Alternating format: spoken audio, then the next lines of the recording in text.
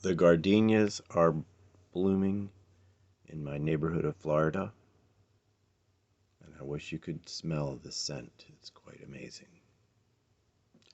This one is called A Community of Lawbreakers and Disobedient Teachers.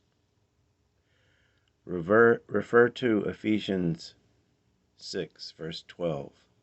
Our battle is against territorial spirits. That's what principalities means. Our battle is against territorial spirits, spirits who know how to attack rich people, spirits who know how to fool around with women and women's weaknesses, spirits who understand how to fool around with bodybuilders and people who exercise. There are teams of spirits assigned to all different types of people, young people, old people, spiritually trained people. Okay, that's the first part. Our battle is against territorial spirits, principalities and powers, but our battle is also against spiritual wickedness in influential places. Your parents, your teachers, your church, your peer group. Disobedience or spiritual wickedness in your leadership and teaching is one of the worst things in the world. We are a community of, teaching is the danger of being a community of lawbreakers and disobedient teachers, because one person teaches another person to disobey, and they're all comfortable and happy. It's like, oh yeah, well, God wouldn't want you to do that. That's uncomfortable. Okay, so here's the way the teaching goes. If you ride a bicycle,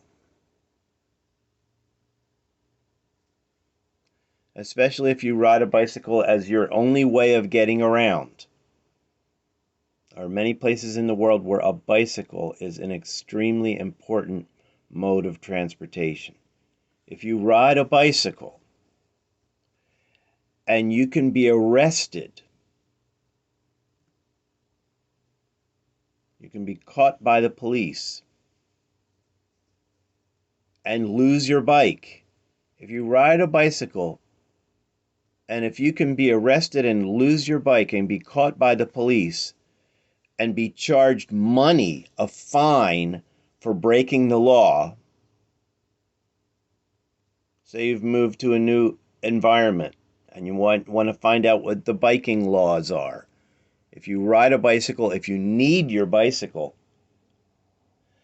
if you could lose your bicycle and be charged money, a fine for breaking the law, if you break the laws of bike riding,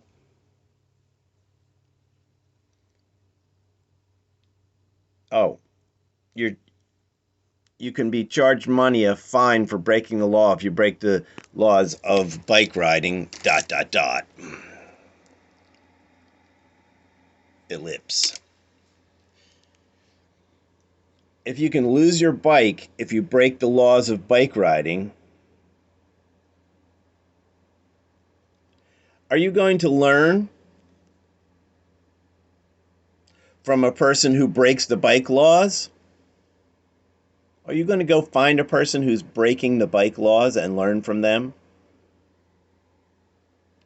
Are you going to learn from a person who breaks the bike laws and teaches others to break the laws too, literally trains them to break the laws?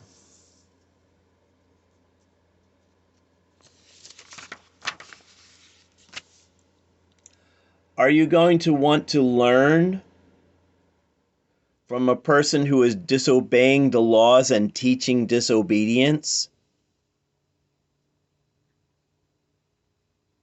You might just lose your bike. You might lose your rights to riding on the bike trail. You might be fined money that you could do something else with. Are you going to want to learn from a person who's disobeying the laws and teaching disobedience? Of course not. If some of the laws are forgotten or misunderstood,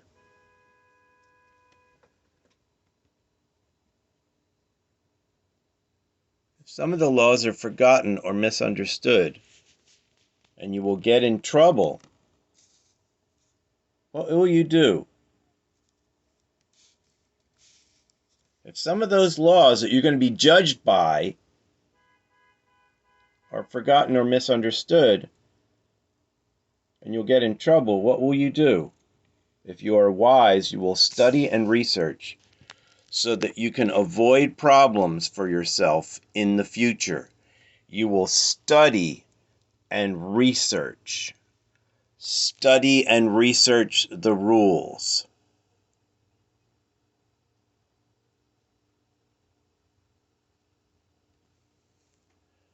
Albert Victor Bowden, my father, the world-renowned economics professor, he quit church with his whole family because in his guts he could feel that they were breaking the rules of God's truth. He quit church. Dr. Alfred Carl Lintner, my father who adopted and raised me, a very well-respected child psychologist and voice of justice. He quit church in the midst of going to seminary because he observed disobedience to Christ. And he declared, these people are all fakers. Dr. Alfred knew the scriptures very well in his youth, and he knew what he was talking about.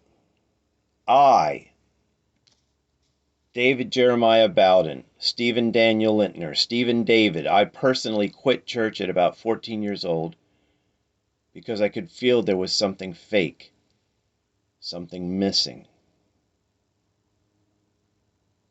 That was 1971. 28 years later, about 1998, I became shocked by disobedience to Jesus' rules for total family honesty. All of the church was being disobedient to Jesus' rules for total family honesty, regular family honesty in the home, in a cluster of families. I was shocked by that disobedience, that thing that had gone away, the rules of Jesus from the earliest times. If you are a woman, will you choose to remain in nice fellowship and learn from those who are teaching women to be disobedient to Jesus?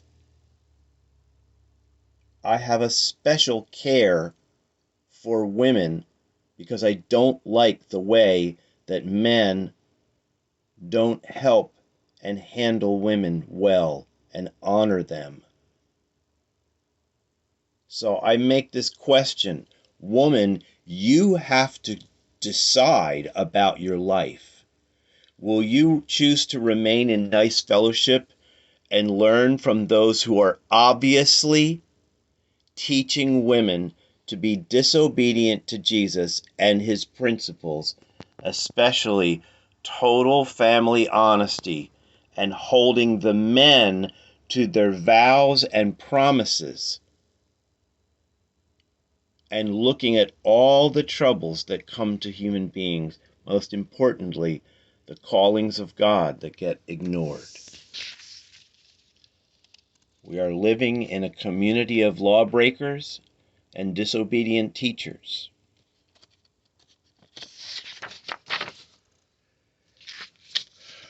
And my father quit church. My father who adopted me quit church.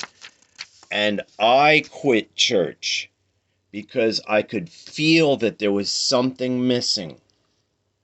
Total family honesty before baptism, before prayer, before worship, before study, and definitely before closed communion when we listen to the Holy Spirit to get guidance in this dangerous age, to know what we're supposed to do and where we're supposed to be.